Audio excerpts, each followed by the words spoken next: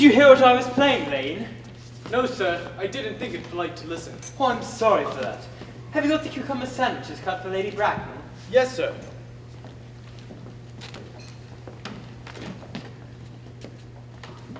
Oh, by the way, Lane, I see from your book that on Thursday night, when Lord John and Mr. Worthing were dining with me, 8 bottles of champagne are entered as having been consumed. Yes, sir. 8 bottles and a pint.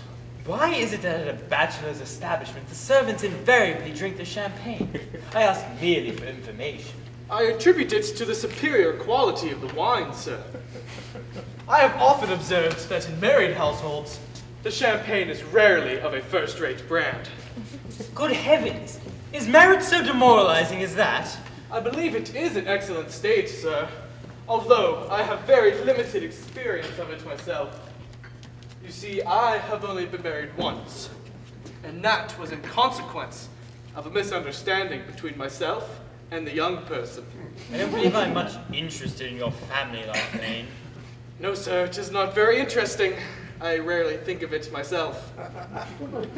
Very natural, I'm sure. That'll do, Lane. Thank you. Thank you, sir.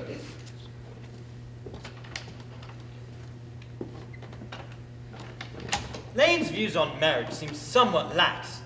I mean, really, if the lower orders don't set us a good example, what on earth is the use of them? They seem as a class to have absolutely no sense of their moral responsibility.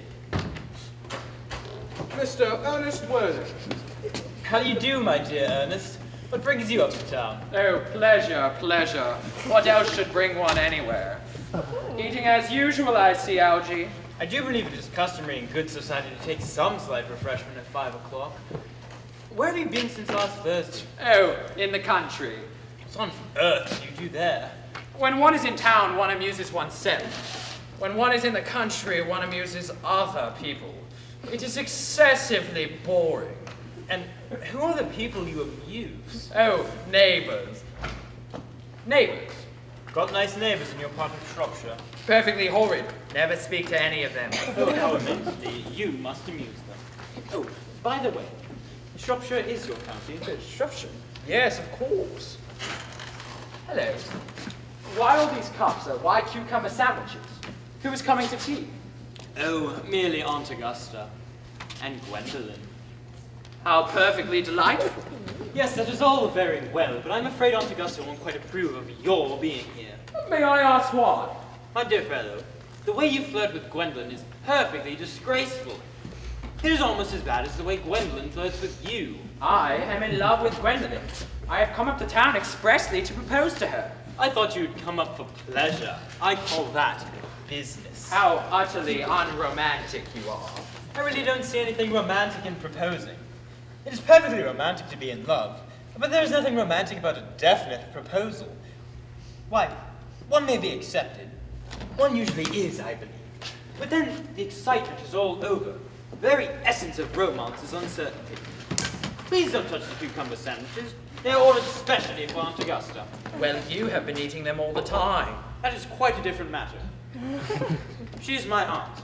Here, have some bread and butter. The bread and butter is for Gwendolen. Gwendolen is devoted to bread and butter. And very good bread and butter it is too. Well, my dear fellow, you need not eat it as if you were going to eat it all.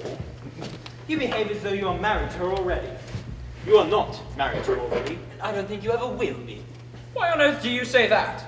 Well, in the first place, girls never marry the men they flirt with. Girls don't think it right. Oh, that is nonsense. It isn't.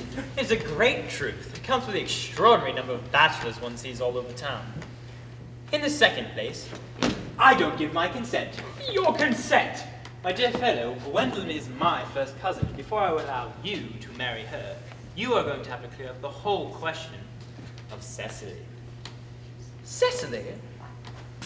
What on earth do you mean, Algy? What do you mean by Cecily? I don't know anyone of the name of Cecily.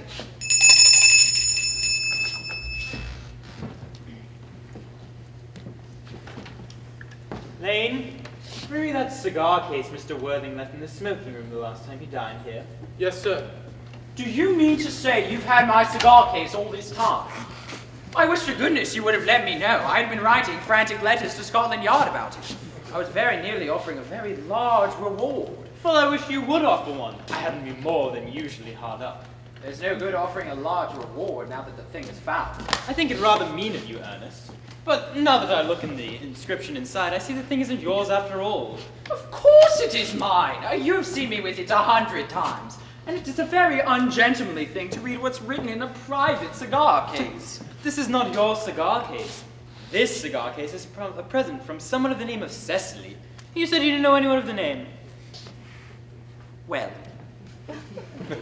if I'm going to be honest, Cecily is my aunt.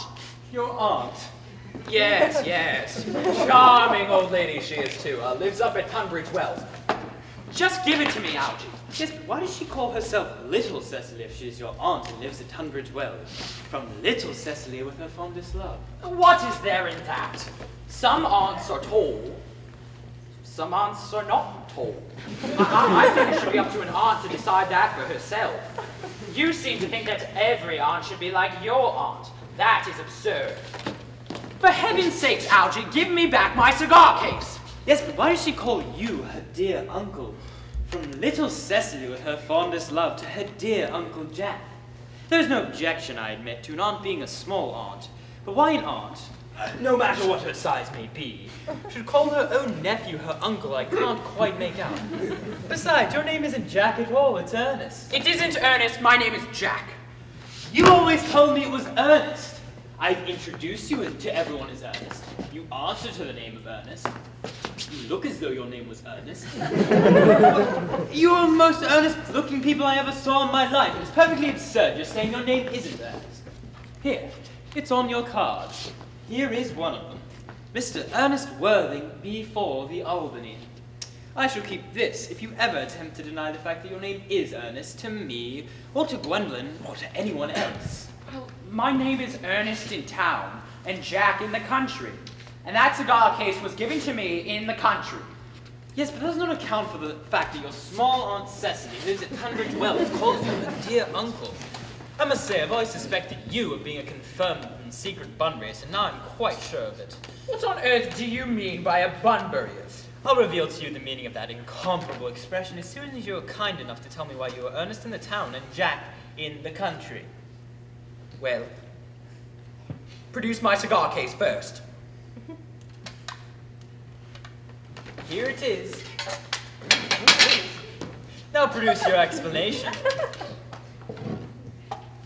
Well, old Mr. Thomas Cardew, who adopted me when I was a little boy, made me in his will guardian to his granddaughter, Miss Cecily Cardew, who addresses me as her uncle out of motives of respect you can't possibly appreciate, and lives with me under the country, under the care of her esteemed governess, Miss Prism. Where is that place in the country, by the way? What is it to you? You are not going to be invited. I may tell you quite candidly that the place is not in Shropshire. Oh, I suspected that, my dear fellow. I've Bunburied all over Shropshire on 2 separate occasions. Now go on. Why are you Ernest in the town and Jack in the country? When one is placed in the position of guardian, one has to adopt a very high moral tone on all subjects. And as a high moral tone can hardly be said to conduce to one's health or happiness.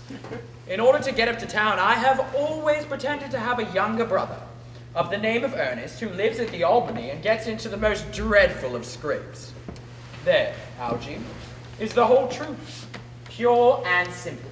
The truth is rarely pure and never simple. What you are is a Bunburyist. You're one of the most advanced Bunburyists I ever knew. What on earth do you mean? You have invented a very useful younger brother of the name Ernest in order that you may be able to come up to town whenever you like. I have invented a permanent invalid called Bunbury in order that I may be able to go to the country whenever I like. Bunbury is perfectly invaluable. If it weren't for Bunbury's extraordinary bad health, for instance, I wouldn't be able to dine with you at the Carlton tonight, for I've been really engaged to Aunt Augusta for a week. I haven't asked you to dine with me anywhere tonight. I know! You are very careless about sending out your invitation. It's very foolish of you. Nothing annoys people more than not receiving invitations. Oh, you had much better dine with your Aunt Augusta. I haven't the slightest intention of doing anything of the kind. To begin with, I dine there on Monday, and once a week is more than enough to dine with one's own relations. In the second place, whenever I do dine there, I'm always treated as a member of the family and sent up with either no woman at all or two. In the third place, I know perfectly well who she will place me next to tonight. She will place me next to Mary Farquhar, who always flirts with her own husband across the dinner table. That is not very pleasant. In fact, it's not even decent, and that kind of thing is enormously on the increase in London. The amount of women who flirt with their own husbands is perfectly scandalous. It looks so bad. It's simply washing one's clean linens in public. Besides, now that I know you are confirmed Bunburyist, I naturally want to talk to you about Bunbury. I want to tell you the news. I'm not a Bunburyist at all. In fact, if Gwendolen accepts me, I am going to kill my brother. In fact, I'll probably kill him anyways. Cecily is a little too much interested in him. It's a bore. But I'm going to get rid of Ernest, and I suggest you do the same with with your invalid friend, that absurd name. Nothing will induce me to part with Bunbury. And if you ever do get married, which seems to be extremely problematic, you would be very glad to know Bunbury. A man who marries not knowing Bunbury has a very tedious time of it. If I marry Gwendolen, and she's the only girl I've ever loved, I certainly won't know Bunbury. Then your wife will. You don't seem to understand, my dear fellow, that in married life, 3 is company, and 2 is none. That must be Aunt Augusta. Now, if I can get her out of the way for 10 minutes in order that you might be able to propose to Gwendolen, may I dine with you at the Carlton tonight? I suppose so. Yes, but you must be serious about it. I hate people who are not serious about meals. It's so shallow of them. Lady Bracknell and Miss Fairfax. Well, dear Algernon, I hope you are behaving well. I'm feeling well, Aunt Augusta. That's not quite the same thing. In fact, the two rarely go together. Good afternoon, Mr. Worthing. How do you do? Dear me, you are smart. I am always smart, aren't I, Mr. Worthing? Oh, you are quite perfect, Miss Fairfax. I am sorry if we are a little late, Algernon, but I was obliged to call upon dear Lady Harbury. I hadn't been there since her poor husband's death. I never saw a woman so altered. She looks quite 20 years younger. I will have a cup of tea and one of those nice cucumber sandwiches you promised me. Good heavens, Lane! Why are there no cucumber sandwiches? I ordered them specially. There were none in the market this morning, sir. I checked twice. No cucumbers? Not even for ready money. That'll do, Lane. Thank you. Thank you, sir. Oh, I'm greatly distressed, Aunt Augusta, about there being no cucumbers in the market. Not even for ready money. It really makes no matter, Algernon. I had some crumpets with Lady Harbury, who seems to me to be living entirely for pleasure now. I hear her hair has turned quite gold from grief. It certainly has changed color. From what cause, I, of course, cannot say. Thank you.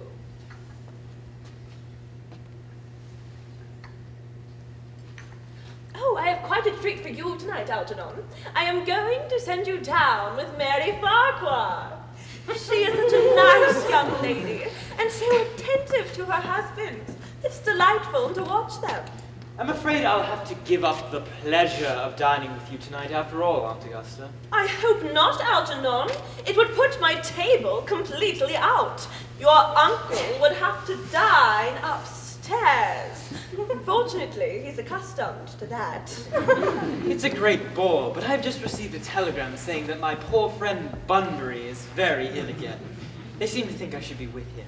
It is very strange. This Mr. Bunbury seems to suffer from curiously bad health. Yes, poor Bunbury is a dreadful invalid. Well, Algernon, I must say that I think it is high time that Mr. Bunbury made up his mind whether he was going to live or die.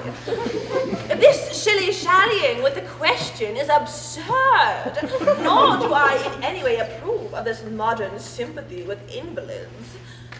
I consider it morbid. Well, illness of any kind is hardly a thing to be encouraged in others. Health is the primary duty of life. I'm always telling that to your poor uncle, but he never seems to take any notice, as far as improvements in his many ailments goes. Well, I would be much obliged if you would ask Mr. Banbury, if from me, to not have a relapse on Saturday, for I rely on you to arrange my music for me. It is my last reception, and one wants something to encourage conversation, particularly at the end of the season when everyone has said practically whatever they have to say. I'll speak to Bunbury, Aunt Augusta, if he is still conscious, and I think I can promise that he'll be all right on Saturday. Of course, the music is a great difficulty, but I'll run over the program I've drawn out if you'll come into the next room with me for a moment. Thank you, Algernon. That is very thoughtful of you. I'm sure the program will be delightful. After a few expurgations. Gwendolen, you will follow. Certainly, Mamma. Charming day it is, Miss Fairfax.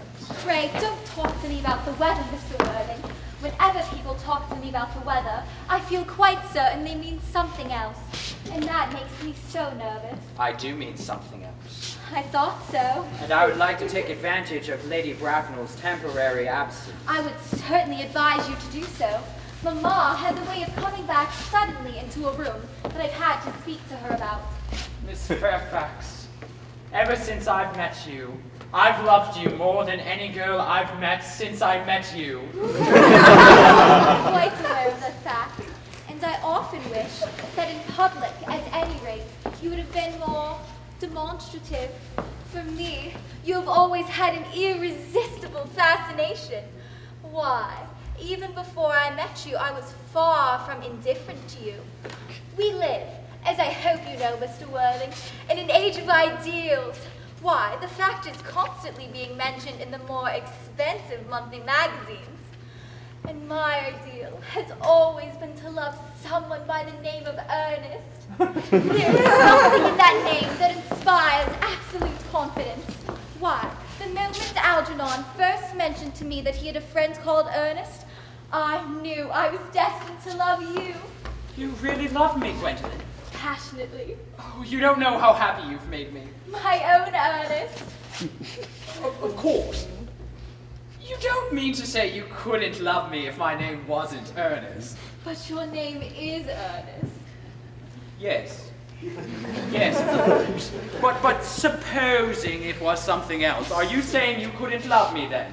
That is clearly a metaphysical speculation. And like all metaphysical speculations, has very little reference at all to the actual facts of life as we know them. Personally, darling, I don't much like the name of Ernest. I don't think it suits me at all. Oh, it suits you perfectly. It is a divine name. It has a music of its own. It produces vibrations. I just think there are a lot of much nicer names. Take Jack, for instance. A charming name. Jack? No, there is very little music at all in the name of Jack. If any at all, indeed. It does not thrill. It produces absolutely no vibrations. Why, I have known several Jacks, and they all, without exception, were more than usually plain. Besides, Jack is a notorious domesticity for John, and I pity any woman who is married to a man called John.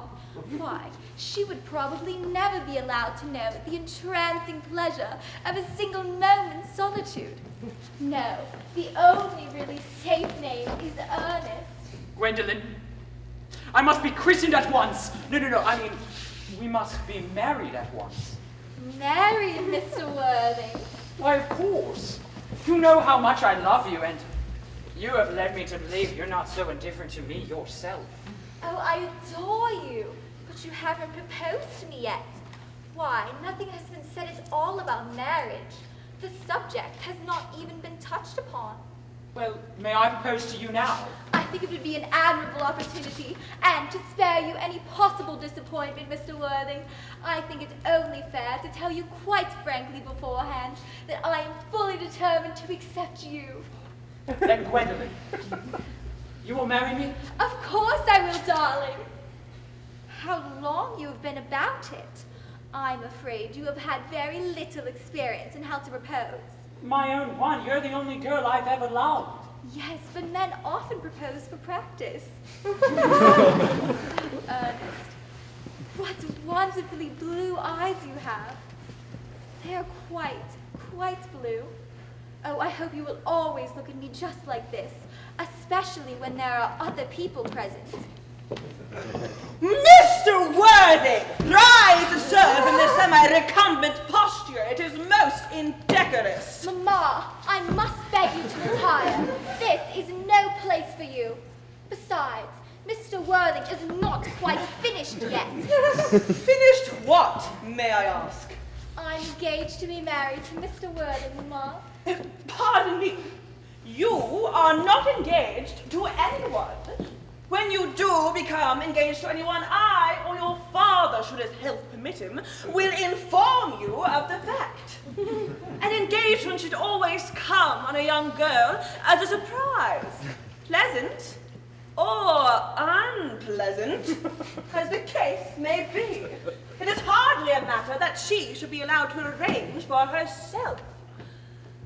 And now, I have a few questions to put to you, Mr. Worthing. And while I am making these inquiries, you will wait for me in the carriage below, Gwendolen. Mamma! In the carriage. Yes, Mamma. Gwendolen, the carriage! And take a seat, Mr. Worthing. Thanks, Lady Bracknell, but I prefer standing. I feel bound to tell you that you are not down on my list of eligible young men, although I had the same list as the dear Duchess of Bolton has. We work together, in fact. However, I am quite ready to enter your name, should your answers be what a really affectionate mother requires. Do you smoke? Well, yes, I must admit I do smoke. I am glad to hear it. A man should always have an occupation of some kind. There are far too many idle men in London as it is. How old are you? 35. A very good age to be married at. I have always been of opinion that a man who desires to get married should either know everything or nothing. Which do you know? Well, Lady Bracknell, I must admit I know nothing. I am pleased to hear it. I do not approve of anything that tampers with natural ignorance.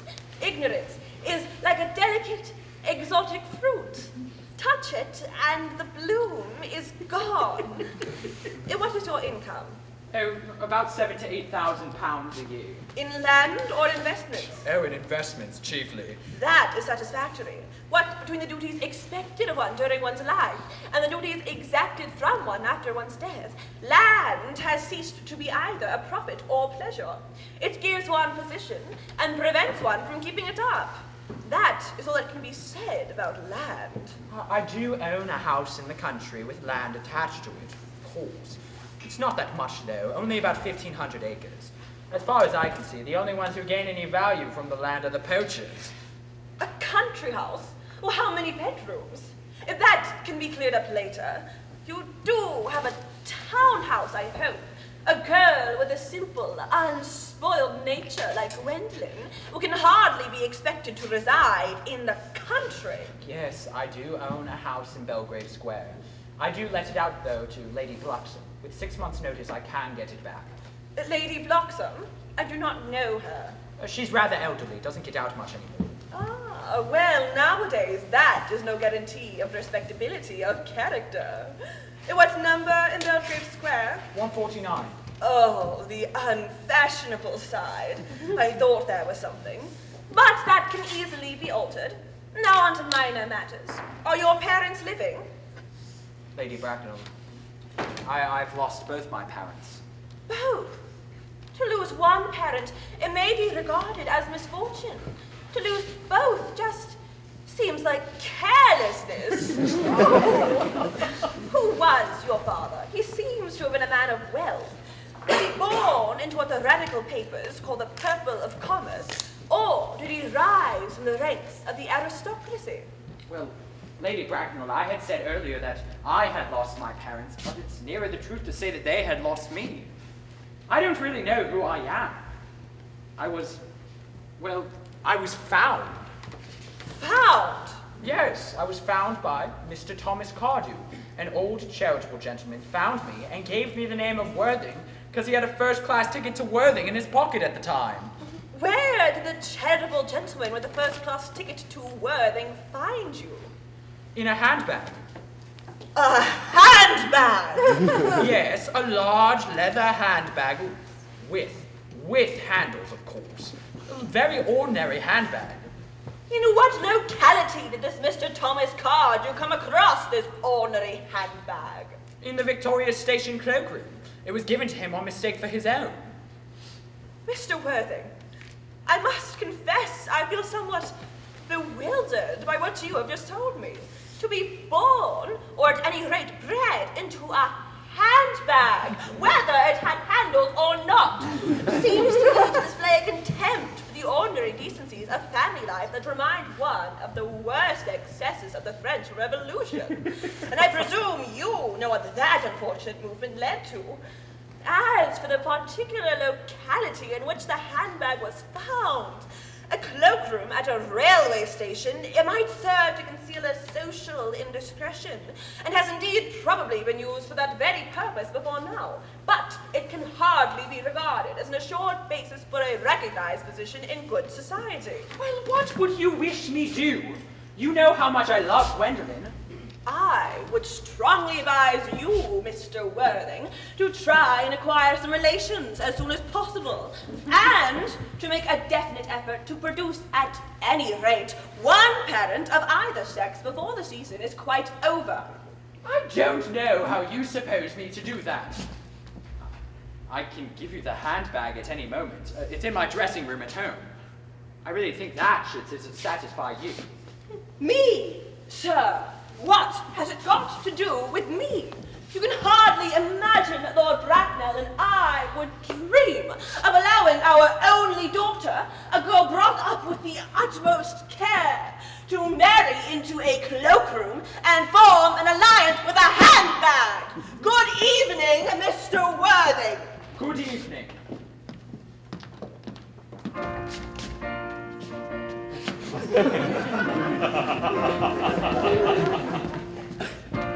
For heaven's sakes, Algy, stop playing that ghastly tune.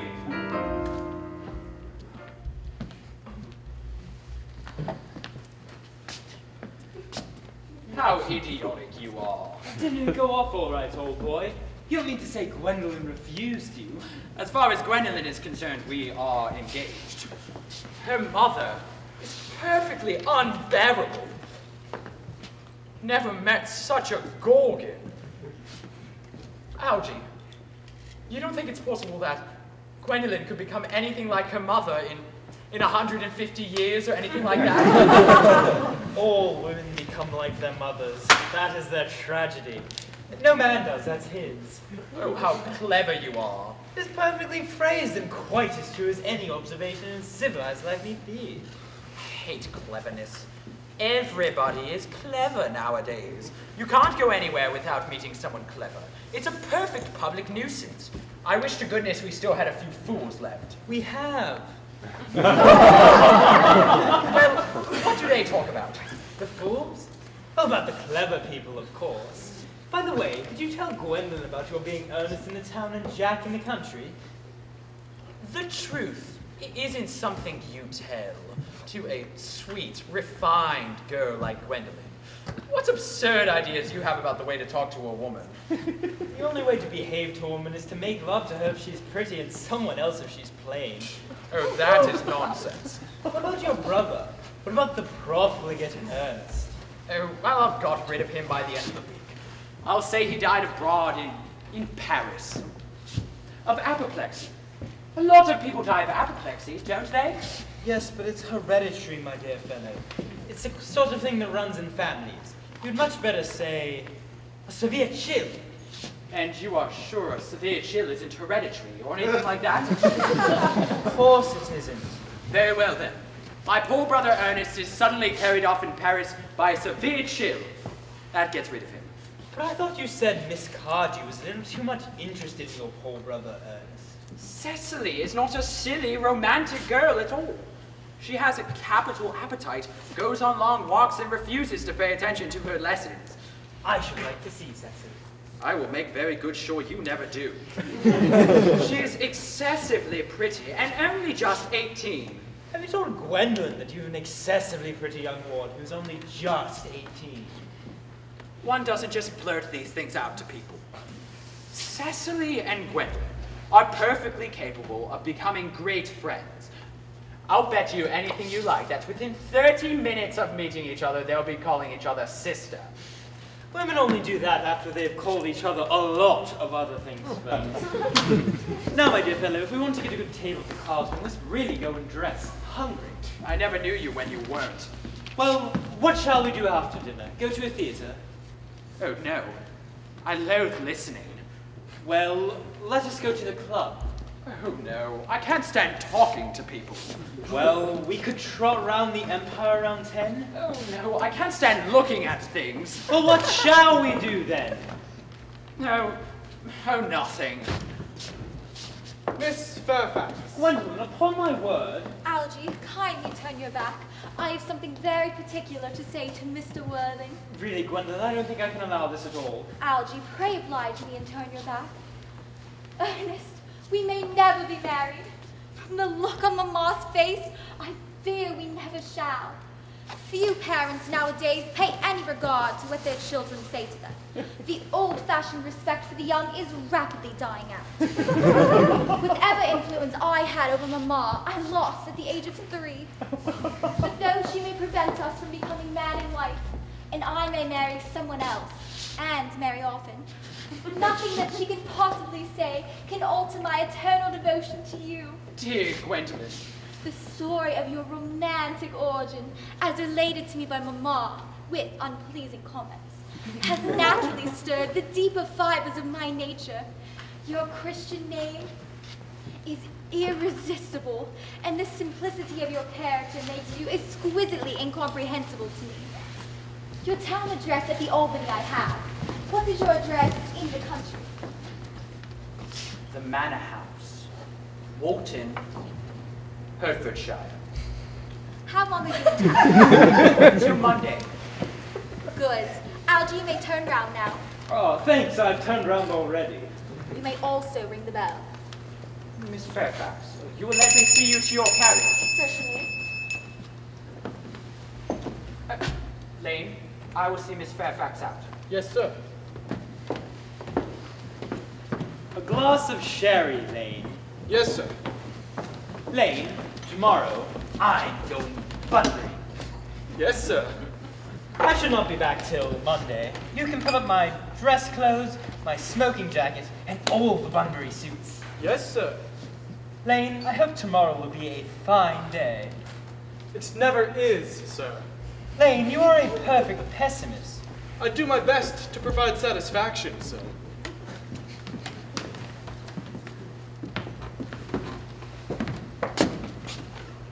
Oh, Algy. There is a sweet, simple, intellectual girl. The only girl I've ever loved.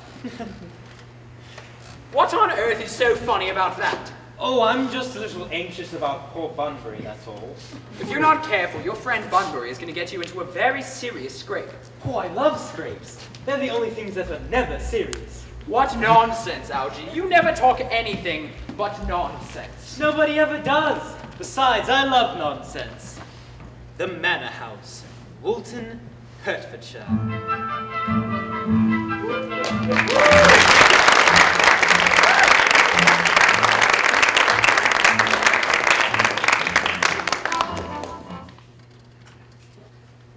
Cecily?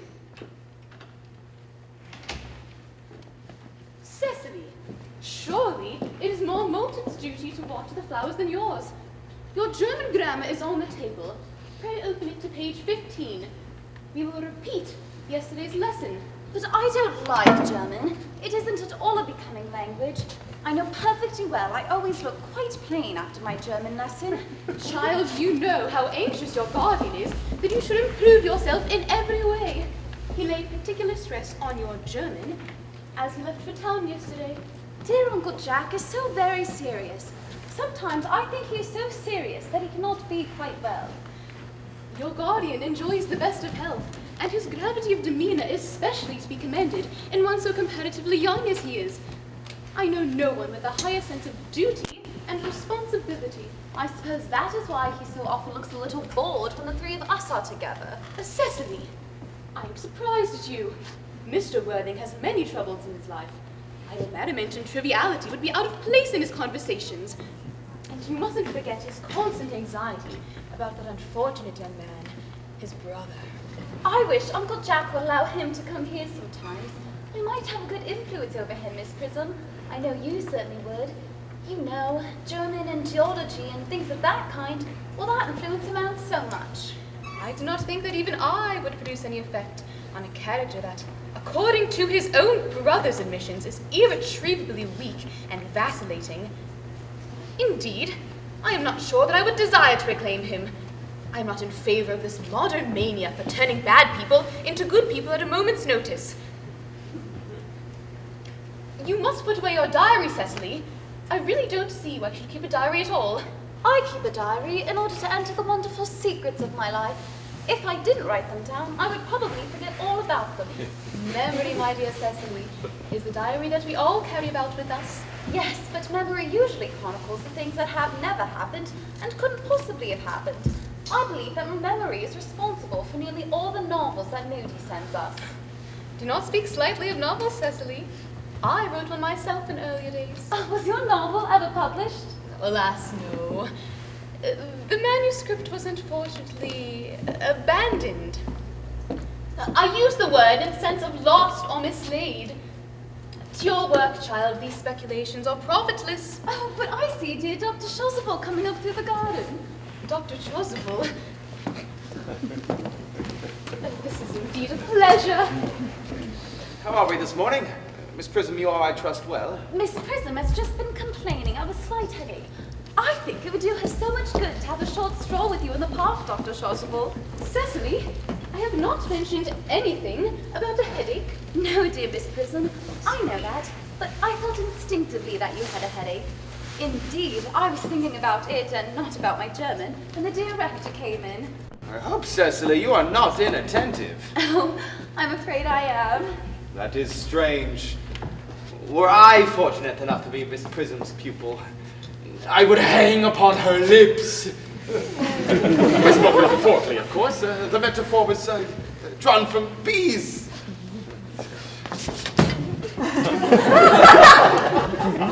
Mr. Worthing, I suppose, has not yet returned from town?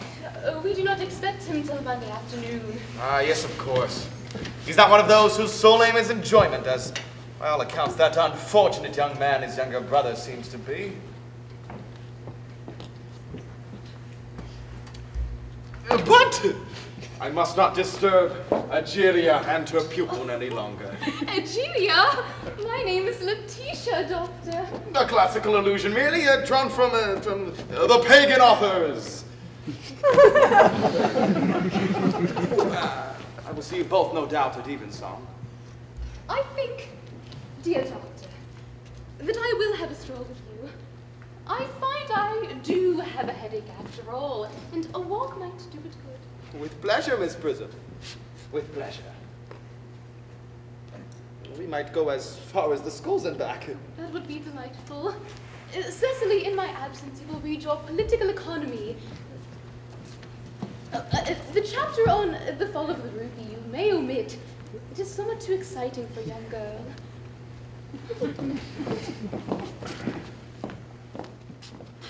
Horrid political economy.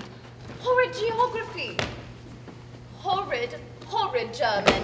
A Mr. Ernest Worthing has just arrived. He has brought his luggage with him. Mr. Ernest Worthing, B4, the Albany W. Uncle Jack's brother. Did you tell him Mr. Worthing was in town? Yes, miss. He seemed very much disappointed. I told him you and Miss Prism were in the garden. He said he was anxious to speak to you privately for a moment. Well, ask Mr. Ernest Worthing to come out here. I suppose we'd better speak to the housekeeper about getting a room ready for him. Yes, miss. I have never met any really wicked person before. I feel rather frightened. I'm afraid he will look just like anyone else.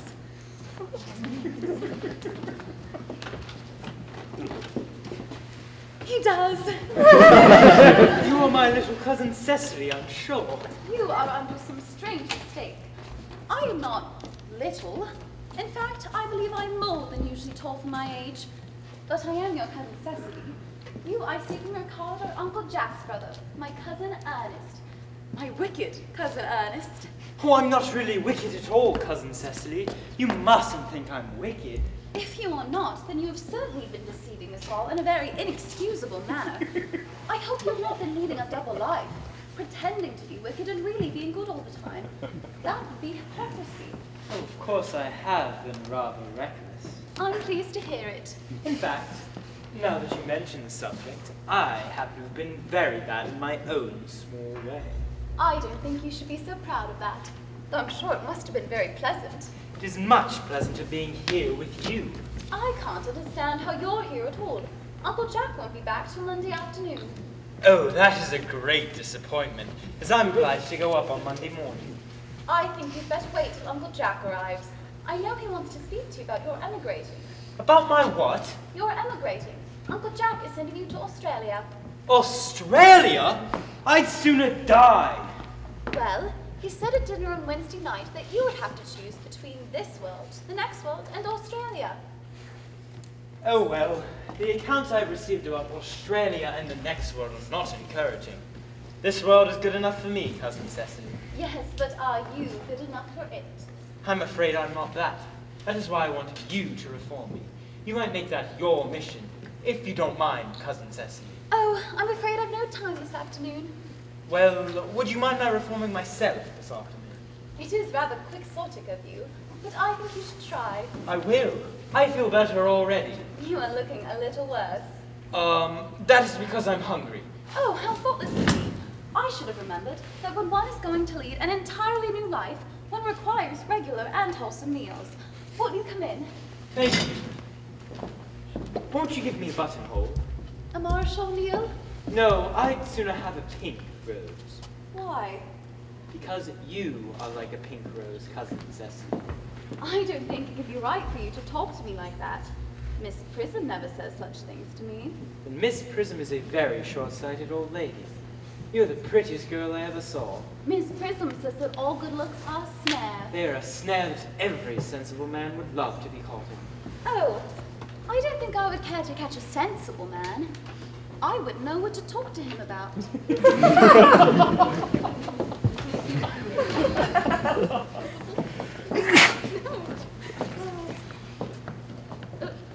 Where is Cecily? Dear Dr. Chasuble, you are too much alone. You should be married. A misanthrope I can understand. A woman, never. Believe me, I do not deserve so neologistic a phrase. The precept as well as the practice of the primitive church is distinctly against matrimony. Well, that is obviously the reason why the primitive church has not lasted up to the present day. And you do not seem to realize, dear doctor, that by persistently remaining single, a man converts himself into a permanent public temptation. Men should be more careful. This very celibacy leads weaker vessels astray. But isn't it equally attractive when married? Oh, no married man is ever attracted, except to his wife. And often I'm told, not even to her. But where is Cecily? Perhaps she followed us to the schools. Mr. Worthing! This is indeed a surprise. We did not look for you till Monday afternoon. I had not expected to get back so soon. Dr. Chasuble, I hope you are well. Mr. Worthing, I trust this garb of woe does not betoken some terrible calamity. My brother.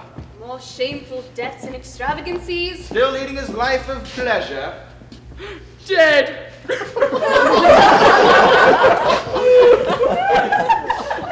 Your brother Ernest dead. Quite dead. Lesson for him. I trust he will profit by it. Mr. Worthing, I offer you my sincere condolences. You at least have the consolation of knowing that you were always the most generous and forgiving of brothers. Poor Ernest. He had many faults, but it is indeed a sad blow. Very sad indeed.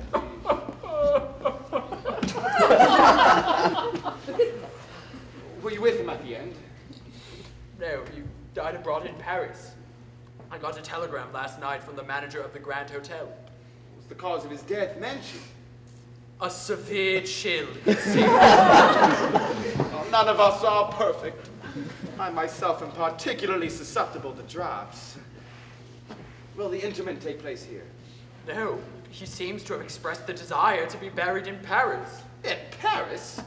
I fear that hardly points to any very serious state of mind, alas. You would no doubt wish me to make some slight allusion to this tragic domestic affliction in my sermon next Sunday. Well, my sermon on the meaning of the manna and the wilderness can be adapted to almost any occasion. Joyful, or as in the present case, distressing. I have preached it at harvest celebrations, christenings, confirmations, on days of humiliation, and on festal days. The last time I delivered it was in the cathedral, as a charity sermon on behalf of the Society for the Prevention of Discontent Among the Upper Classes. The bishop, who was present, was much struck by some of the analogies I drew. Ah, that reminds me, dear doctor. You mentioned christenings. You do know how to christen, all right. I mean, of course, you are continually christening, aren't you? It is, I regret to say, one of the rector's more constant duties in the parish. I've often spoken to the poorer classes on it, but they don't seem to know what thrift is. Mr. Worthing, is there any particular infant in whom you are interested? Your brother was unmarried, was he not? Oh, yes. Quite unmarried. People who live entirely for pleasure usually are. No, this christening isn't for any child. I am very fond of children. No, I would like to be christened myself this afternoon. You have no qualms against it. But surely, Mr. Worthing, you have been christened already. I don't remember a thing about it. Of course, if you think I'm too old or you don't think it's right. Oh, not at all. The sprinkling and indeed immersion of an adult is a perfectly canonical practice. Immersion? Oh, no, you need not have apprehensions. Sprinkling is all that is necessary, and indeed, I find it advisable. Our weather is so changeable. Around what hour would you wish the ceremony to be performed? I might trot round about 5, if that would work. Oh, perfectly. In fact, I have 2 similar ceremonies to be performed around that time. A case of twins that occurred recently on an outlying cottage on one of your own estates. Paul Jenkins, the carter. Most hard-working man. Oh, I don't want to be christened with other children. It would be childish. Would 5:30 work? Admirably, admirably. And now, Mr. Worthing, I will not intrude any longer into a house of sorrow. I would merely beg you to be not too much bowed down by grief. What seems to us bitter trials are often blessings in disguise. This seems to me a blessing of an extremely obvious kind. Uncle Jack, I am pleased to see you back. Oh, what horrid clothes you've got on. Do go and change them. Cecily! Uncle Jack, what is the matter? You look as if you have had toothache. And I have got such a surprise. Who do you think is in the dining room? Your brother. Ernest, he arrived here half an hour ago. What on earth does that mean? I don't have a brother. Don't say that. However badly he may have behaved to you in the past, he is still your brother. You couldn't be so heartless as to disown him. I'll tell him to come out. And you will shake hands with him, won't you, Uncle Jack? These are very joyful tidings. After we'd all been resigned to his loss, His sudden return seems to me peculiarly distressing. My brother is in the dining room. I don't know what it means. It's perfectly absurd. Good heavens. Go away. Sean, I've just come up from town to tell you I'm very sorry for all the trouble I've given you, and I intend to lead a better life in the future. Go away. Jack, you're not going to refuse your own brother's hand. Nothing will induce me to take his hand. His coming down here is perfectly disgraceful. He knows perfectly well why. Uncle Jack, do be nice. There is some good in everyone. Ernest here has just been telling me of his poor invalid friend whom he goes to visit so often. Well, I admit the faults were all on my side, though I do think Brother John's coldness to me to be peculiarly painful, especially considering this is the first time I've come up here. Uncle Jack, if you don't shake hands with Ernest, I will never forgive you. I suppose I must then. It's pleasant, is it not, to see so perfect a reconciliation? Oh, come now. Let us leave the two brothers alone. Cecily, you will come with me. Certainly, Miss Prism.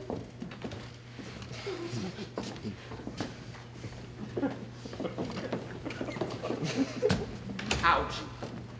You young scoundrel. You must leave this place at once. I don't allow any bunburying here. I've taken Mr. Ernest's things and put them in the room next to your own. I suppose that's all right, sir? What? Mr. Ernest's luggage, sir. I've unpacked it and put it in the room next to your own. I'm afraid I can't stay longer than a week at this time.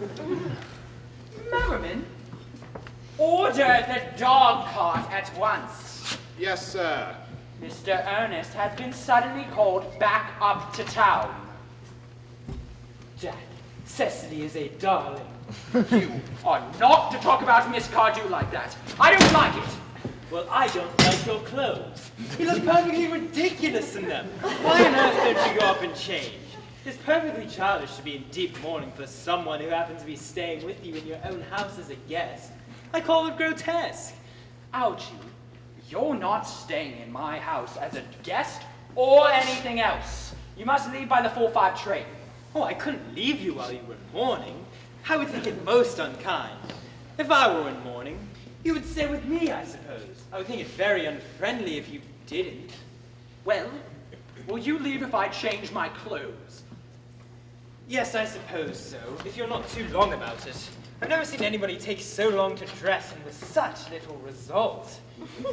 But I've never seen anyone as overdressed as you always are. I'm in love with Cecily.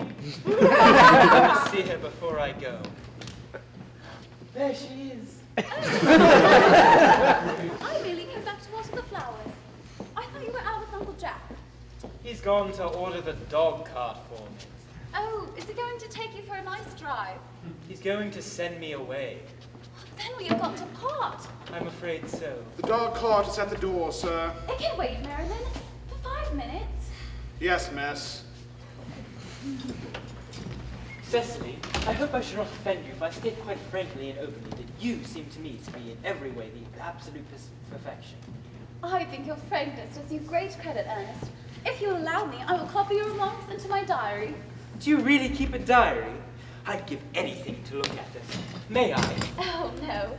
You see, it is simply a very young girl's record of her own thoughts and impressions, and subsequently not meant for publication. But pray, Ernest, don't stop. I've nearly reached absolute perfection. You may go on. I'm quite ready for more. Cecily, ever since I first looked upon your wonderful and incomparable beauty, I've dared to love you wildly, passionately, devotedly, hopelessly. I don't think you should tell me that you love me wildly, passionately, devotedly, hopelessly. Hopelessly doesn't seem to make much sense, does it? Cecily? The dog cart is waiting, sir. Tell it to come round next week at the same hour. Yes, sir. I think Uncle Jack would be very much annoyed if he knew you were staying on till next week at the same hour. Oh, I don't care about Jack.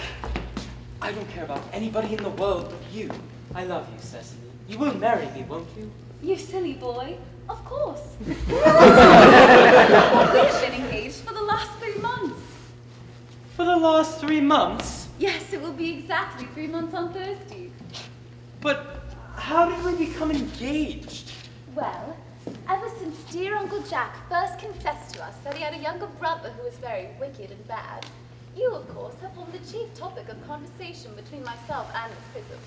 And, of course, a man who is much talked about is always very attractive.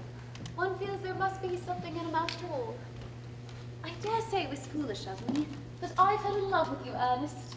Darling, and when was the engagement actually settled? On the 14th of April last. Worn out by your entire ignorance to my existence, I determined to end the matter one way or another. And after a long struggle with myself, I accepted your hair. And the next day, I went into town and bought this little ring in your name. And this is the bangle with the true lover's knot for which I promised you always to wear. Did I give you this? It's very pretty, isn't it? Yes, you've wonderfully good taste, then. It's the excuse I've always given for your leading such a bad life. And this is the box in which I keep all your dear letters. My letters? But my own sweet Cecily, I've never written you any letters. You need hardly remind me of that, Ernest. I remember only too well that I was forced to write all your letters for you. I wrote always 3 times a week, and sometimes oftener. Oh, do let me read them, Cecily. Oh, I couldn't possibly. They would make you far too conceited. What a perfect angel you are, Cecily. You dear romantic boy. You'll never break off our engagement, Cecily. I don't think I could, now that I've actually met you. Besides, of course, there is the question of your name. Yes, of course. Now, you mustn't laugh at me, darling, but it has always been a girlish dream of mine to love someone of the name of Ernest. There is something in that name that seems to inspire absolute confidence. Oh, I pity any poor married woman whose husband is not called Ernest. But my own sweet child, you don't mean to say that if my name were something else, you couldn't love me. But what name? Oh, any name you like. Algernon, for instance. But I don't like the name of Algernon. Well, my own dear, sweet, loving little darling, I really don't think you should object to the name of Algernon. It's not at all a bad name. In fact, it is a very aristocratic name. But seriously, Cecily, if my name were Algie, couldn't you love me? I might respect you. I might admire your character, but I fear that I would not be able to give you my undivided attention.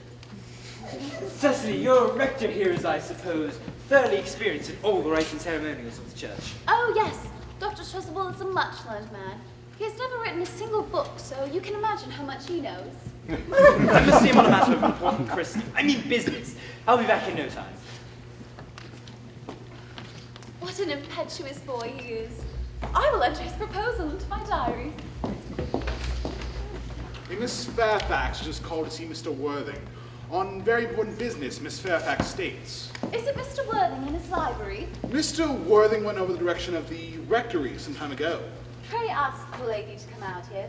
Mr. Worthing is sure to be back soon, and you can bring us tea. Yes, miss. Miss Fairfax, I suppose one of the many good elderly women who are associated with Uncle Jack and his philanthropic work in London. I don't quite like the women who are interested in philanthropic work. I think it is so forward of them. Miss Fairfax. Pray let me introduce myself to you. My name is Cecily Cardew. Cecily Cardew. What a very sweet name. Something tells me we are going to be great friends. I like you already more than I can say, and my first impressions of people are never wrong. How nice of you to like me so much after we have known each other for such a comparatively short amount of time. Pray sit down. I may call you Cecily, may I not? With pleasure. And you will always call me Gwendolyn, won't you? If you wish. Then that is all settled then, is it not? I hope so. Perhaps this might be favorable for my mentioning who I am. My father is Lord Bracknell. You've never heard of Papa, I suppose? I don't think so. Outside the family circle, Papa, I am glad to say, is entirely unknown. I think that is quite as it should be. The home seems to me to be the proper sphere for the man. Cecily, Mamma, whose views on education are remarkably strict, has brought me up to be extremely short-sighted. It's part of her system. So you do not mind my looking at you through my glasses? Oh, not at all, Gwendolen. I'm very fond of being looked at. Oh. You're here on a short visit, I suppose? Oh, no, I live here. Really? Yes, my mother, who is not here at present, I am being watched by my guardian, Mr. John Worthing. Your guardian? Oh, 'tis strange. He never mentioned to me that he was a guardian. How secretive of him. He grows more interesting hourly. I cannot say, however, that the news inspires me with feelings of unmixed delight. I'm very fond of you, Cecily. I have liked you ever since I met you.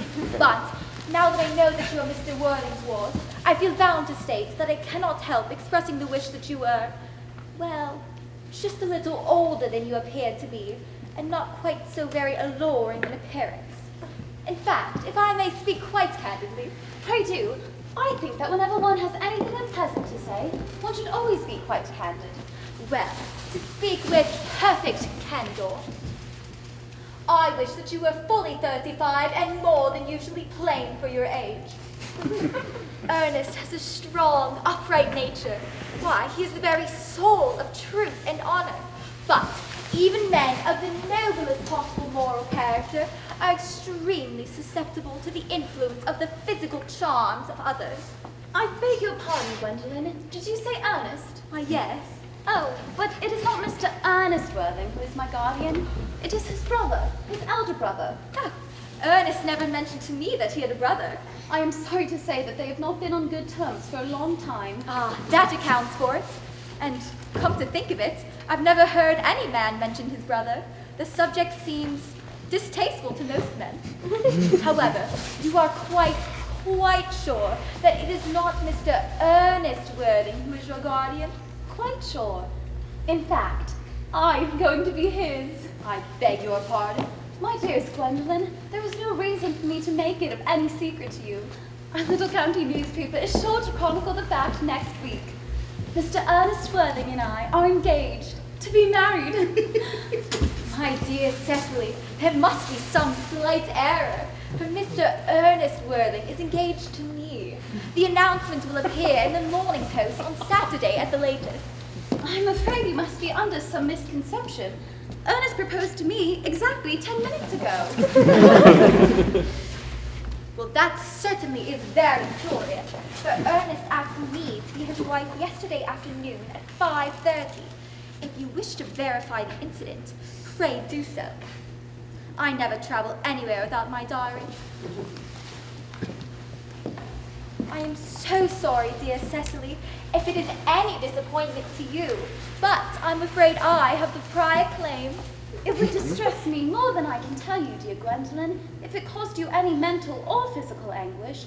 But I feel bound to point out that since Ernest proposed to you, he has clearly changed his mind. If the poor fellow has been entrapped into any foolish promise, I shall consider it my duty to rescue him at once, and with a firm hand. Whatever unfortunate entanglement my dear boy may have got into, I will never reproach him with it, after we are married. Do you allude to me, Miss Cardew, as an entanglement? Oh, you are presumptuous. On an occasion of this kind, it becomes more than a responsibility to speak one's mind. It becomes a pleasure. Do you suggest, Miss Fairfax, that I entrapped Ernest into our engagement? How dare you? This is no time for wearing the shallow mask of manners. When I see a spade, I call it a spade.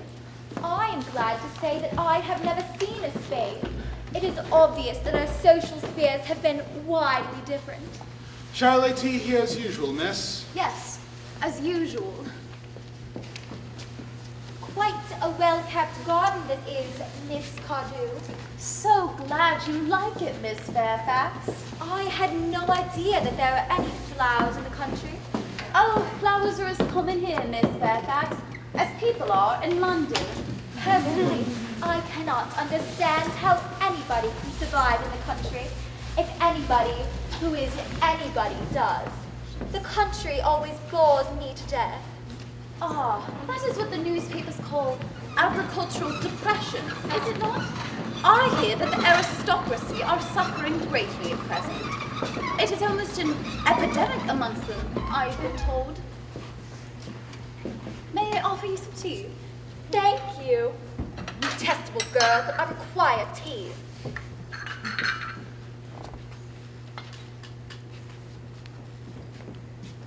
Sugar? No, sugar is not fashionable anymore.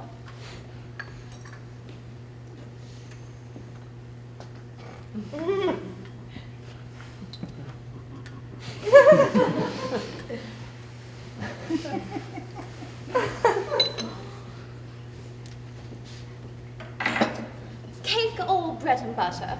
Bread and butter. Cake is rarely seen at the best houses nowadays.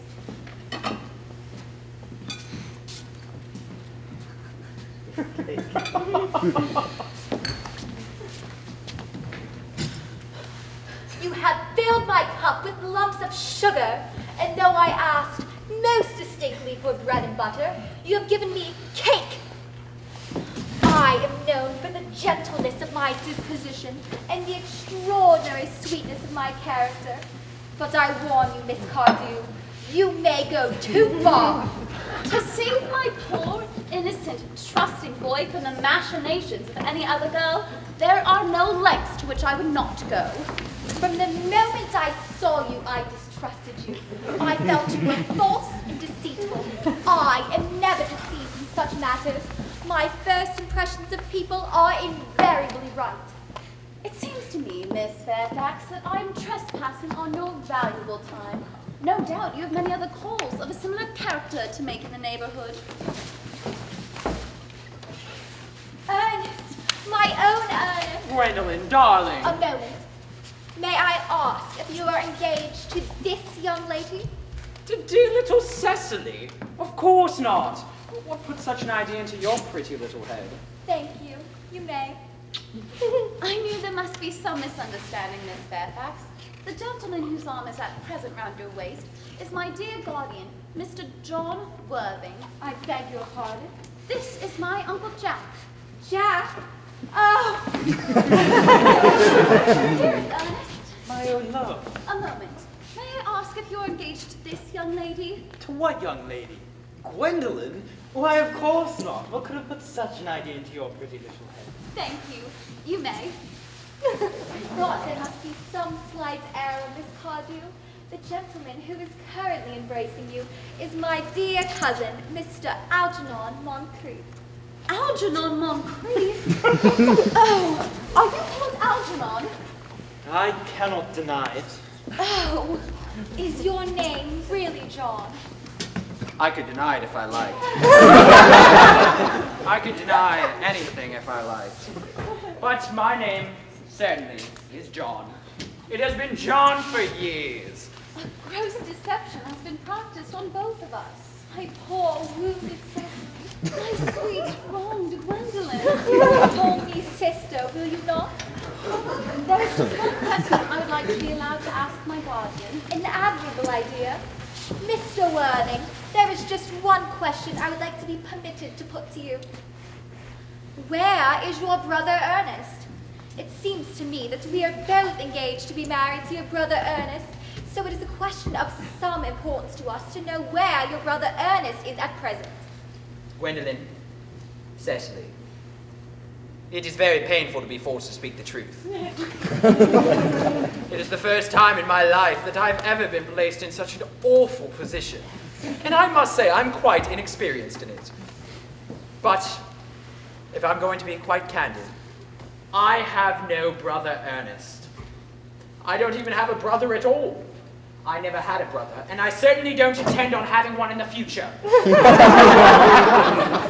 brother at all? None. Have you never had a brother of any kind? Never, not even of any kind. I'm afraid it is quite clear that neither of us are engaged to be married to anyone. It is not a very pleasant position for a young girl to suddenly find herself in, is it? Come, let us go into the house. They shall hardly venture to come after us in there. No, men are such cowards, aren't they? I suppose this wretched state of affairs is what you call Bunburying. Yes, and a perfectly wonderful Bunbury it is. The most wonderful Bunbury I ever had in my life. Well, you have no right whatsoever to Bunbury here. That is absurd. One has the right to Bunbury anywhere one chooses. Every serious Bunburist knows that. Serious Bunburists? Well, one must be serious about something if one wants to have any amusement in life. I happen to be serious about Bunbury. What you are serious about, I haven't the remotest idea. About everything, I should fancy. You have such an absolutely trivial nature. As far as I can see, the only positive thing I can glean from this entire situation is that your friend Bunbury is quite exploded. You won't be able to run out to the country as often as you used to, dear Algy. And a good thing at that, too. Your brother is a little off colour, isn't he, dear Jack? You won't be able to disappear off to London quite so frequently as your wicked custom was. And not a bad thing either. As for your conduct toward Miss Cardew, I must say your taking in a sweet, simple, innocent girl is quite inexcusable. Not to mention the fact that she is my ward. I can see no possible offence at all for your deceiving a brilliant, clever, thoroughly experienced young lady like Miss Fairfax. To say nothing of the fact that she is my cousin. I wanted to marry Gwendolen. I love her. Well, I simply want to be engaged to Cecily. I adore her. There is certainly no chance of your marrying Miss Cardew. I don't think there's much likelihood, Jack, of your being united with Miss Fairfax.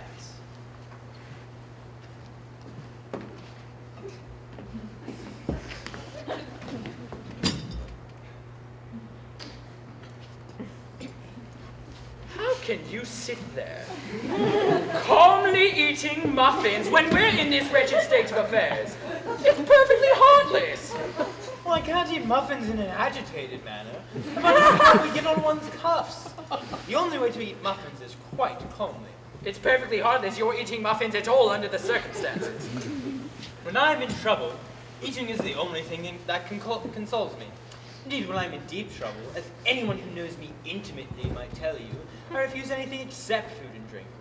At the present moment, I'm eating muffins because I'm unhappy. Besides, I'm particularly fond of muffins. Well, you shouldn't be eating them all in that greedy way. I wish you would take tea cake instead. I don't like tea cake. Can't a man eat his own muffins in his own garden? You've just said it was perfectly heartless to eat muffins. No, I didn't. I said it was perfectly heartless of you under the circumstances. That is an entirely different thing. The muffins are the same. Algy, why won't you go? I could not. I've just made arrangements with Dr. Chasuble to be christened at 5:45, under the name of Ernest. My dear fellow, the sooner you give up this nonsense, the better. I made arrangements this morning with Dr. Chasuble to be christened myself at 5:30. And I, naturally, will take the name of Ernest. We can't both be christened Ernest. It would be absurd. Besides, I have a perfect right to be christened if I like. There is no evidence at all that I have ever been christened by anybody. I should think it extremely likely I never was so. And so does Dr. Chasuble. It is entirely different in your case. You have been christened. Yes, but I've not been christened for years. But you have been christened. That is the important thing. Quite so. So I know my constitution can stand it. If you're not quite sure of your ever having been christened, I would think it extremely dangerous you're venturing upon it now. It might make you unwell. Besides, you can hardly have forgotten that someone very closely connected to you was very nearly carried off in Paris by a severe chill. Jack, you are at the muffins again. I wish you wouldn't. I told you I was particularly fond of muffins. Algy, I wish to goodness you would go. I don't want you here. Why won't you go? I haven't quite finished my tea yet. You're drinking my tea. It's not your tea. You're eating my muffins. They are not your muffins. The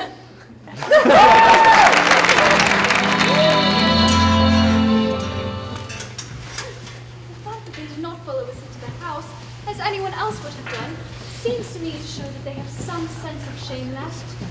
They have been eating muffins. That looks like repentance. They're looking at us. What effrontery! They're approaching. That's very forward of them. Let us preserve a dignified silence. Certainly. It's the only thing to do now.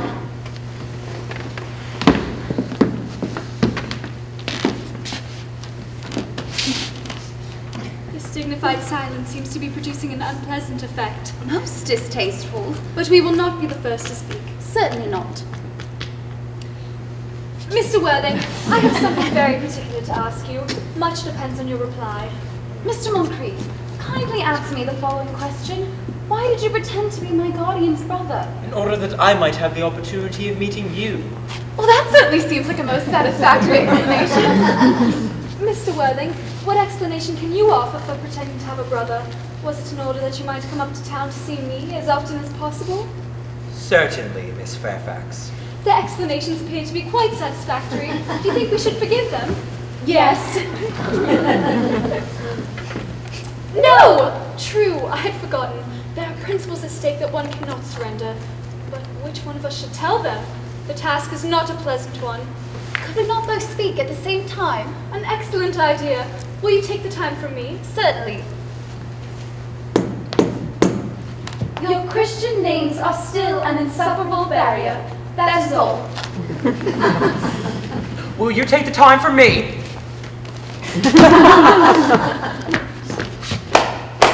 Our Christian names? Is that all? But we are going to be christened this afternoon. For my sake, you're prepared to do this terrible thing? I am. To please me, you are ready to face this fearful ordeal. I am. How absurd to talk of the equality of the sexes. When questions of self-sacrifice are concerned, men are infinitely beyond us. We are. They have moments of physical courage of which we women know absolutely nothing. Darling. Darling. Lady Bracknell. Oh, good heavens. Gwendolen! What does this mean? Merely that I'm engaged to Mr. Worthing, Mamma. Sit down. Apprised, sir, of my daughter's sudden flight by her trusty maid, whose confidence I purchased by means of a small coin, I followed her at once by a luggage train. Of course, Mr. Worthing, you will clearly understand that all communication between yourself and my daughter must cease immediately from this moment. On this point, as indeed on all points, I am firm. But Lady Bracknell, I'm engaged to be married to Gwendolen. You are nothing of the kind, sir. And as regards Algernon, Yes, Aunt Augusta. may I ask if it is in this house that your invalid friend Mr. Bunbury resides? Oh, no, Bunbury doesn't live here. Bunbury is somewhere else at the present. In fact, Bunbury's dead. Dead? When did Mr. Bunbury die? His death must have been extremely sudden. Bunbury has exploded. I killed Bunbury this afternoon. Bunbury died this afternoon. I should say that the doctor said that Bunbury could not live, and so Bunbury died. Well, he seems to have had great confidence in the opinions of his physicians. I am glad that he made up his mind at the last to some definite course of action, and acted under proper medical advice. And now that we have buried Mr. Bunbury at last, may I ask Mr. Worthing, who is that young lady whose hand my nephew Algernon is now holding in what seems to me a peculiarly unnecessary manner? That, Lady Bracknell, is Miss Cecily Cardew, my ward. I'm engaged to be married to Cecily, Aunt Augusta. I beg your pardon. Mr. Moncrief and I are engaged to be married, Lady Bracknell.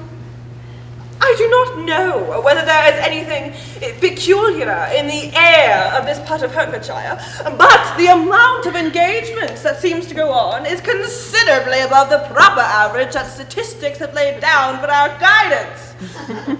I think some preliminary inquiries on my part would not be out of place. Therefore, Mr. Worthing, who is Miss Cardew? Miss Cardew is the granddaughter of the late Mr. Thomas Cardew of 149 Belgrave Square, Southwest, Gervais Park, Dorking, Surrey, and the Glen, Fifeshire, Northbury. Well, that is not unsatisfactory. 3 addresses always inspire confidence, even in tradesmen. So far, I am satisfied. I have also in my possession, you will be pleased to hear, certificate of Miss Cardew's birth, registration, baptism, confirmation, vaccination, whooping cough, and the measles, both the German and the English varieties. Ah, a life crowded with incident, I see.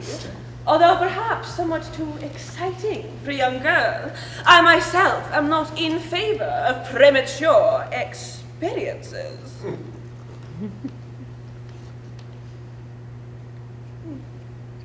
Gwendolyn, the time approaches for our departure. We have not a minute to lose.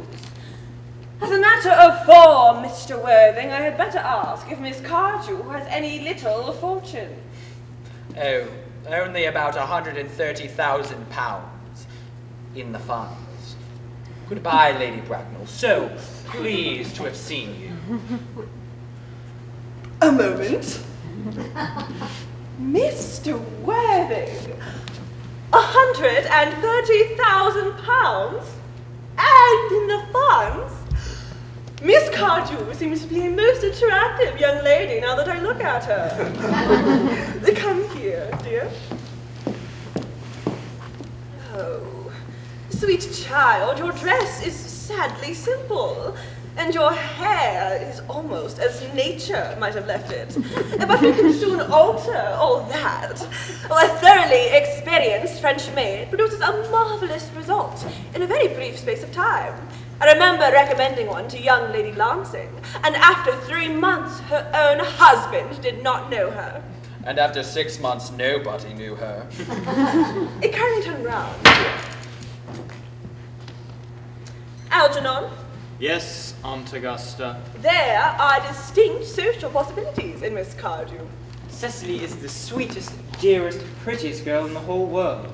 I don't care twopence about social possibilities. Never speak disrespectfully of society, Algernon. Only people who can't get into it do that. Dear child, you must know that Algernon has nothing but his debts to depend upon. But I do not approve of mercenary marriages. When I married Lord Bracknell, I had no fortune of any kind. But I never dreamed for a moment of letting that stand in my way. Well, I suppose I must give my consent. Thank you, Aunt Augusta. Cecily, you may kiss me. Thank you, Aunt Augusta. The marriage, I think, had better take place quite soon. Thank you, Aunt Augusta. To speak frankly, I am not in favor of long engagements. They give people the opportunity of finding out each other's characters before marriage, which I think is never advisable. Pray excuse me, Lady Bracknell, for interrupting you. But I must say this engagement is quite out of the question. I am Miss Cardew's guardian. She cannot marry without my consent.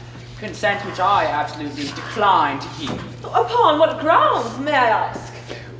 It pains me very much to have to speak frankly to you, Lady Bracknell, about your nephew. But I suspect him of being untruthful. Untruthful? My nephew Algernon? Impossible! He is an Oxonian. I fear there can be no possible doubt about the matter. Yesterday, when I was in London on questions of love, he successfully took the identity of my brother Ernest. Over the course of the next day, he alienated the affections of my only ward. He subsequently stayed to tea and devoured every single muffin. And what makes his conduct all the more heartless is that he was perfectly well aware from the first that I have no brother, I never had a brother, not even of any kind. I distinctly told him so myself yesterday afternoon. Mr. Worthing, after careful consideration, I have decided to entirely overlook my nephew's conduct to you. Come here, dear. How old are you? Well, I'm really only 18, but I always admit to 20 when I go to evening parties. Well, it will not be very long until you are of age and free from the restraints of tutelage. So I don't think your guardian's consent, after all, a matter of any importance. Pray excuse me once again, Lady Bracknell, for interrupting you. But according to the terms of her grandfather's will, Miss Cecily does not come of age until she is 35. That does not seem to me to be any grave objection. London society is full of women of the very highest birth who have remained 35 of their own free choice for years. Algy, could you wait for me till I was 35? Of course I could. You know I could, Cecily. Yes, I felt it instinctively. But I couldn't wait all that time. And what is to be done, Cecily? I don't know, Mr. Moncrief. Mr. Worthing, as Miss Cardew states positively that she cannot wait until she is 35, a remark which I am bound to say seems to show a somewhat impatient nature, I must beg of you to reconsider your decision. Oh, but Lady Bracknell, the matter is entirely in your own hands. The moment you consent to my marriage to Gwendolen, I will most gladly allow your nephew to form an alliance with my ward. Mr. Worthing, you must be quite aware that what you ask is out of the question. Then a passionate celibacy is all that any of us can look forward to. That is not the destiny I propose for Gwendolen. Algernon, of course, can decide for himself. Come, dear, we must be going. Is everything quite ready for the christenings? Christenings? Is that not somewhat premature? Both these men have expressed an immediate desire for christenings. At their age, the idea is grotesque and irreligious. Algernon, I forbid you to be christened. Lord Bracknell would be highly displeased if he found out that that was the way in which you wasted your time and money. Am I to understand then that there are to be no christenings this afternoon? I must say that as things now stand, Dr. Chasuble, I don't think it would benefit either of us. It grieves me to hear such sentiments from you, Mr. Worthing. But I must return to the church at once. Indeed, I have just been informed by the pure that for the last hour and a half, Miss Prism has been waiting for me in the vestry. Miss Prism? Did I hear you mention a Miss Prism? Yes. I'm on my way to see her now. Pray allow me to detain you for a moment. This matter may prove to be one of vital importance to Lord Bracknell and myself. Is this Miss Prism a woman of repellent aspect, remotely connected with education? She is the most cultivated of ladies, and indeed the very picture of respectability. It is very obviously the same person. May I ask what position she holds in your household? I am a celibate, madam. Miss Prism has been for the last 3 years esteemed companion and valued guardian to Miss Cecily. I must see this Miss Prism at once. Let her be sent for. She approaches. She is nigh. I was told you expected me in the vestry, dear Canon. I've been waiting for you there for an hour and 3/4. Prism! Lady Bracknell! Come here, Miss Prism! Prism, where is that baby? 34 years ago, Prism, you left Lord Bracknell's house, number 104 Grosvenor Street, in charge of a perambulator that contained a baby of the male sex. You never returned. Several weeks later, through the elaborate investigations of the Metropolitan Police, the perambulator was discovered at midnight, standing by itself in a remote corner of Hyde Park. It contained the manuscript of a 3-volume novel of more than usually revolting sentimentality. But the baby was not there. Prism, where is that baby? Lady Bracknell, I admit with shame that I do not know. I only wish I did. The plain facts of the case are these. On the morning of the day you mentioned, a day that is forever branded on my memory, I prepared as usual to take the baby out on the perambulator. I had also with me a somewhat old but capacious handbag in which I intended to place the work of fiction that I had written during my few unoccupied hours. And in a moment of mental abstraction for which I can never forgive myself, I deposited the manuscript in the bassinet and the baby in the handbag. But where did you place that handbag? Do not ask me, Mr. Worthing. Oh, Miss Prism, this is a matter of no small importance to me. I demand to know at once where you placed that handbag with the infant inside it. In the cloakroom at Victoria Station, the Brighton line. I must retire to my room for a moment. What do you think this means, Lady Bracknell? I dare not even suspect, Dr. Chasuble. Mr. Worthing seems remarkably agitated. The Guardian has a very emotional nature. This noise is extremely unpleasant. It has stopped now. I wish you would arrive at some conclusion. The suspense is terrible. I hope it will last. Miss Prism, is this the handbag you placed that baby inside? Take a moment before you answer. The happiness of more than one baby depends on your reply. It appears to be mine. Yes, here's the injuries received through the upsetting of a Gower Street omnibus in younger and happier days.